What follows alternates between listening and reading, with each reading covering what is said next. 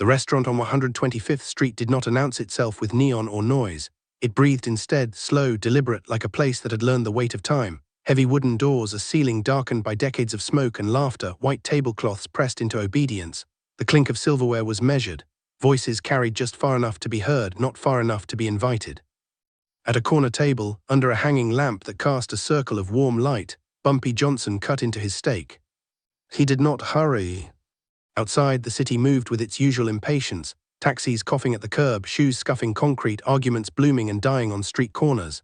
Inside, the room respected a different clock. Servers glided. A pianist tested a chord and let it fade. And Bumpy, shoulders relaxed, napkin folded just so, chewed with the calm of a man who understood the difference between urgency and importance. He had learned that difference early. There was a time when the world demanded speed from him, when hesitation could cost blood, when the wrong glance could spark a war. Those lessons had been carved into him long before suits and senators learned how to pronounce his name. Harlem had been his classroom, survival its syllabus, patience the final exam. He set the knife down and took a sip of water. The steak was cooked precisely the way he liked it, seared with conviction, tender with restraint, the kind of food that rewarded attention, the kind that punished rushing. A ripple moved through the room. It started near the door, an unnatural straightening of spines, a pause in the waitstaff's choreography, then a hush, not silence but a thinning of sound, as if the air itself leaned closer. The pianist's fingers stalled above the keys. The door opened. 40 men stepped inside. They did not shout, they did not brandish weapons for drama, they did not need to. Their presence was an announcement.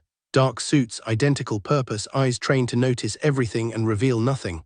The kind of men who arrived together so no one could pretend it was an accident. Federal agents. They fanned out with professional geometry, blocking exits without touching them, occupying space without apology. A badge caught the light, then another, then another. The room understood. The head agent took 2 steps forward and stopped. He had practiced this moment, rehearsed it in mirrors and briefing rooms. He had memorized the charge, the posture, the tone that suggested inevitability. He cleared his throat. "Mr. Johnson," he said, "you're under arrest." Bumpy Johnson did not look up. He finished chewing. He dabbed his mouth with the napkin. He lifted his fork, tested the weight of the next bite, and only then raised his eyes to meet the agent's. "Gentlemen," Bumpy said, voice steady, unraised, "you're early." The room held its breath. The agent blinked. He had expected defiance or fury, maybe a performance for the crowd. He had not expected hospitality. "Sir," the agent replied, tightening his grip on the folder under his arm, "we have a warrant." Bumpy nodded once. "I don't doubt it." He gestured to the empty chair across from him. "Have a seat." No one moved. Bumpy cut another piece of steak. The knife made a soft, decisive sound against the plate. He placed the bite in his mouth and chewed slowly, thoughtfully, as if considering something beyond taste. "Here's the thing," he said after a moment, "a man ought to finish what he starts." A murmur threaded through the room, fear braided with disbelief. The agents exchanged glances. Protocol did not include dinner etiquette. The head agent straightened. "Mr. Johnson," he said, voice firm, "you're coming with us now." Bumpy smiled, not wide, not sharp, a small smile practiced in private. "You brought 40 men," he said. "That tells me you're not in a hurry." The agent bristled. "We're here to do a job." "So am I," Bumpy replied, glancing down at his plate. He took another bite. The truth, unspoken and heavy, was that Bumpy Johnson had known this day would come. Men like him always did. The surprise was never if, only when. He had lived long enough to understand the pattern. Power draws attention. Attention invites scrutiny. Scrutiny becomes pressure. And pressure eventually demands a reckoning. But he had also learned something else. Fear was a currency. Panic spent quickly and left you poor. Calm, on the other hand, accrued interest. Years earlier, long before federal badges and newspaper columns, Bumpy had stood on a Harlem sidewalk watching a boy shake with rage over a lost dice game. The boy wanted to swing, wanted to prove something to a crowd that did not care. Bumpy had stopped him with a hand on the shoulder. "Slow down," he had said. "Anger's expensive, costs more than it pays." The boy hadn't understood then. Most didn't. Understanding came later, after losses stacked high enough to be noticed. Now, with 40 agents measuring the room, Bumpy demonstrated the lesson without a lecture. He cut, he chewed, he swallowed. The head agent shifted his weight. The men behind him tightened their formation. This was slipping from control, not dangerously but symbolically. Symbols mattered. "Sir," the agent said, lowering his voice, "we can do this easy or we can do it hard." Bumpy tilted his head, considering. Easy sounds nice. "Then stand up." Bumpy glanced at his plate. The steak was nearly finished. "Almost," he said.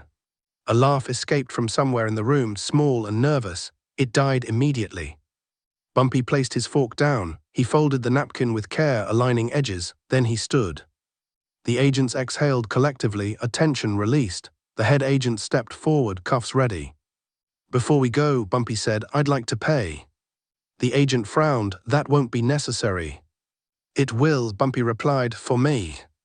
He reached into his jacket and produced cash, setting it on the table. He nodded to the server, who had frozen near the bar, eyes wide. "Thank you," Bumpy said to her. "It was excellent." Then he turned back to the agent and extended his wrists. The cuffs clicked closed.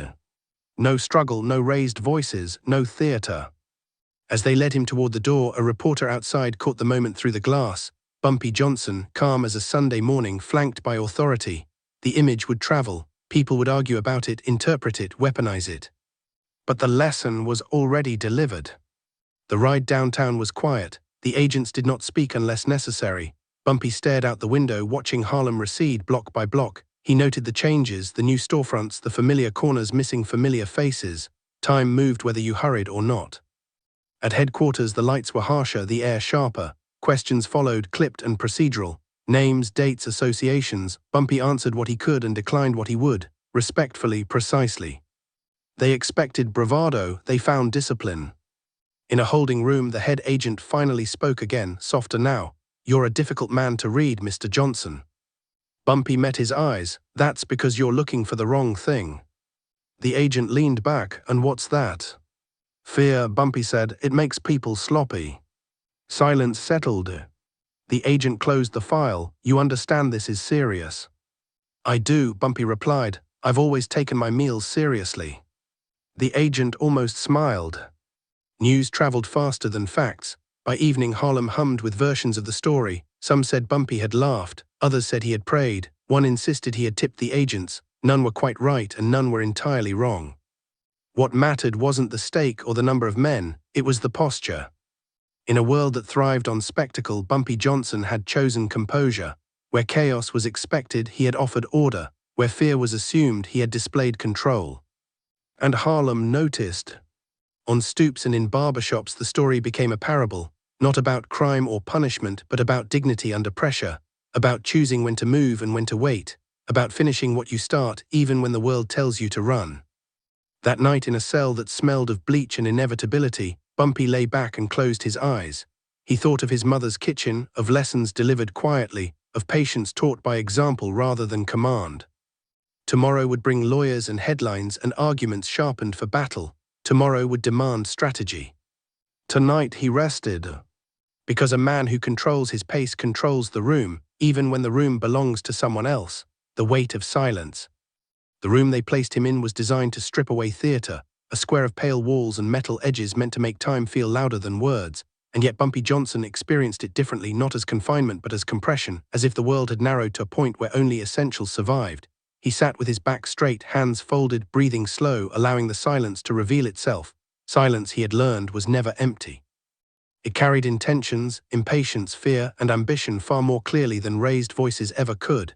He had spent years listening to men talk themselves into trouble, men who believed noise was power and speed was dominance, and he had outlived many of them by understanding that restraint was not weakness but leverage.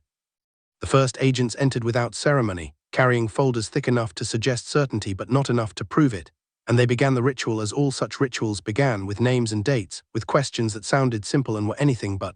Bumpy answered slowly, not evasively but deliberately, giving each word room to stand on its own, forcing the men across from him to match his pace or reveal their impatience. They wanted momentum, he offered gravity.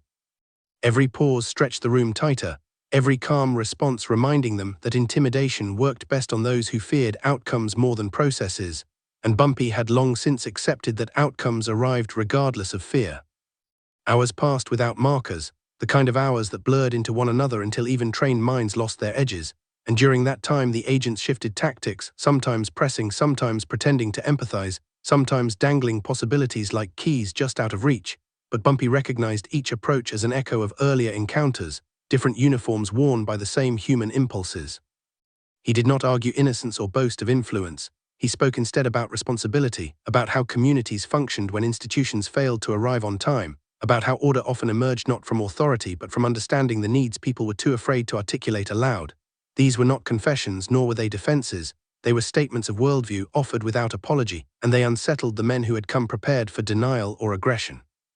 At one point, a younger agent leaned forward, frustration leaking through professionalism, and asked why Bumpy seemed so unbothered, why a man facing the weight of the federal system could sit, as if discussing weather rather than fate. Bumpy looked at him then with something close to patience, the kind a teacher reserves for a student rushing toward the wrong conclusion, and explained that fear did not disappear when you acknowledged it, it merely lost its power to command you, and that a man who understood his own end could choose how to meet every moment before it. The room went quiet after that, not because the agents agreed, but because they recognized conviction when they heard it, and conviction complicated narratives that depended on panic. When the interrogation finally paused, when the agent stepped out to recalibrate and consult and reframe, Bumpy was left alone again, and in that solitude his thoughts drifted not toward himself but outward toward Harlem, toward the streets and storefronts that would now buzz with rumor and interpretation. He knew stories would grow legs overnight, that children would repeat half-truths and adults would sharpen them into lessons, and he wondered which version would endure. He hoped not for sympathy, but for clarity, that people would understand the difference between spectacle and substance, between a man being taken and a man being broken, and he trusted that Harlem, seasoned by history, would know how to tell those apart. Meanwhile, beyond the walls of the building, the impact was already unfolding in quiet ways, in conversations lowered but intense, in shopkeepers pausing mid-sentence to listen to radios, in elders reminding younger men that how you carry yourself in defeat often mattered more than how you strutted in victory. Bumpy's arrest did not spark chaos as some had predicted. Instead, it produced reflection, a collective inhale, as if the neighborhood were measuring what it meant to see one of its most formidable figures meet authority without spectacle or surrender. In that measured response, something unexpected took shape, a sense that dignity itself could be contagious, that composure under pressure could ripple outward and stabilize more than any shouted command ever could. As night deepened and the building settled into its artificial calm, Bumpy closed his eyes again, not to escape but to conserve, knowing that endurance was not about resisting every blow but about choosing which ones deserved energy. Tomorrow would bring courtrooms and headlines and arguments framed to reduce a complex life into digestible angles, but tonight affirmed something simpler and more enduring, that power rooted in self-control did not evaporate when circumstances turned hostile, and that a man who refused to be hurried could still dictate the tempo, even from a chair bolted to the floor. When the city holds its breath. Morning arrived without ceremony, filtered through narrow windows and fluorescent lights that denied any sense of sunrise, yet Bumpy felt the change in rhythm immediately, the way a man feels a shift in weather before the sky announces it. The building woke around him with clipped footsteps and murmured exchanges, with doors opening and closing as if the place itself was stretching, and in that motion he sensed that the next phase had begun, not only for him but for the city beyond the walls. Harlem would be awake now, absorbing the story, reshaping it with each retelling, and he understood that what mattered most was not what happened inside courtrooms, but what settled into people's minds when they decided what the moment meant. Reputation, after all, was not owned, it was loaned by those who believed in it, and belief could be strengthened or shattered by a single image held long enough. The courthouse later that day did not roar or bristle, it hummed, a controlled vibration of schedules and procedures that flattened emotion into routine, and Bumpy moved through it as he had through so many thresholds before, attentive but unhurried, allowing the system to reveal its contours. Lawyers spoke in careful cadences, prosecutors stacked phrases like bricks, and the judge listened with the practiced neutrality of someone who had seen confidence wilt and arrogance crumble at the same bench, yet beneath the formality ran a current of curiosity, a question left unasked but widely shared. How would a man known for command carry himself when command was denied? Bumpy answered without words, by standing straight, by listening fully, by acknowledging the process without submitting his identity to it, and in doing so he offered the room a lesson it did not expect to receive. Outside, the sidewalks filled with fragments of conversation that braided into a single narrative pulse, neighbors comparing notes, elders recalling earlier reckonings, younger voices arguing over what strength looked like when stripped of spectacle. Some wanted fury, some wanted defiance, many expected collapse. Instead, they found steadiness, and that steadiness forced a recalibration. It reminded people that leadership was not always loud, that sometimes it appeared as restraint, as a refusal to let fear choose the soundtrack. In barbershops and cafes, men who had never agreed on much found themselves nodding at the same conclusion, that composure under pressure carried a weight that noise could never match, and that the city itself seemed to exhale when it recognized that its image had not been dragged through the mud but carried with care. As days stretched forward, the legal machinery ground on, and with it came offers framed as opportunities, suggestions dressed as compromises, all designed to test whether patience would fracture under repetition.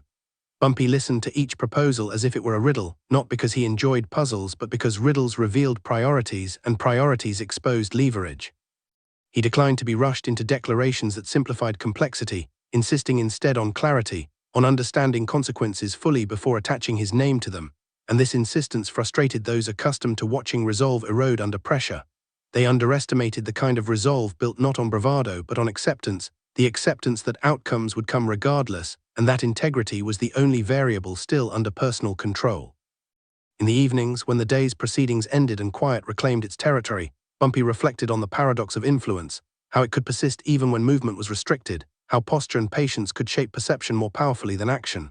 Letters arrived, some supportive, some accusatory, many confused, and he read them all with the same measured attention, understanding that each represented a person negotiating their own relationship with authority, fear, and expectation. He did not respond publicly, he did not need to. The response was already written in the consistency of his conduct, in the way he treated guards and clerks with respect without deference, in the refusal to trade dignity for convenience. Harlem, meanwhile, adjusted its stride, not erupting but recalibrating, proving that a community could process shock without tearing itself apart, that resilience was not only about resistance but about continuity. The absence of chaos surprised outsiders who had predicted unrest, and that surprise itself became instructive, challenging assumptions about what held neighborhoods together when familiar figures were tested. It was not dominance or fear, the city demonstrated, but shared memory and shared standards, an unspoken agreement about how to endure moments designed to provoke fracture. By the time another court date was set and headlines shifted their emphasis, the lesson had settled into something durable, a quiet understanding that control over oneself could echo outward and stabilize more than any command ever issued. Bumpy recognized that whatever the final judgment would be, this chapter had already written its meaning, not in verdicts but in behavior, not in punishment but in example, and he rested in that knowledge with the same calm he had brought to a table on 125th Street, trusting that patience, once demonstrated, could teach long after words were forgotten, the measure that remains.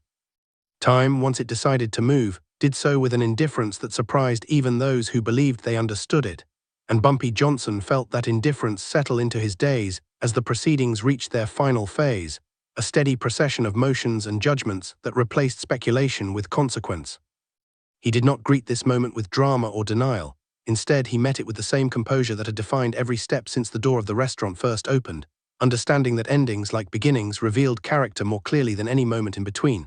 The courtroom, now familiar, seemed smaller, its rituals predictable, and yet the weight of decision carried a gravity that demanded respect, not fear, and Bumpy offered that respect without surrendering his sense of self. When the outcome arrived, framed in language polished by precedent and authority, it carried with it both limitation and clarity, a narrowing of options that paradoxically widened perspective. Bumpy listened without interruption, absorbing each word as a fact rather than an affront, recognizing that the system spoke in conclusions, not explanations, and that the true explanation would be written afterward, in how he chose to live within what followed. There was no visible reaction for the cameras to capture, no theatrical defiance or collapse, only a nod that acknowledged receipt, the way a man acknowledges whether he cannot change but must navigate, and that nod traveled farther than any speech could have. Outside the courthouse, reactions unfolded with the familiar rhythm of debate and reflection, but something had shifted since the first headlines, a maturation of tone that suggested the city had learned from watching restraint in action. People spoke less about victory or defeat and more about bearing, about what it meant to maintain dignity when leverage was stripped away, and in those conversations the story transformed from an account of arrest into a study of endurance. Harlem did not canonize or condemn, it assessed, weighing the image it had witnessed against its own values, and in that assessment found reassurance that composure could survive scrutiny and still command respect. As Bumpy transitioned into the constraints that followed, he carried with him a discipline sharpened by acceptance, understanding that influence did not vanish when visibility did, that leadership could persist as example rather than instruction. He treated routines as anchors rather than chains, establishing patterns that preserved autonomy where possible and purpose where necessary, and those around him noticed, responding in kind to steadiness that asked for nothing yet offered perspective. Conversations, when they occurred, circled not around regret but around lessons, around the cost of haste and the dividend of patience, around the simple truth that how a man faced consequence often mattered more than how he had wielded power. Years later, when the immediacy of the events had softened into memory and the edges of the story had been smoothed by repetition, what endured was not the number of agents or the spectacle of authority, but the image of a man refusing to be hurried into fear, choosing instead to finish what he had begun and to meet the world on his own terms, even when those terms were constrained. That image became a reference point, invoked quietly when tempers flared or pressure mounted, a reminder that control over oneself was a form of freedom no verdict could revoke. In that sense, the final measure of the story was not found in records or headlines, but in the enduring lesson carried forward that resilience was not loud, that dignity did not require permission, and that patience, once demonstrated, could outlast the moment that tested it.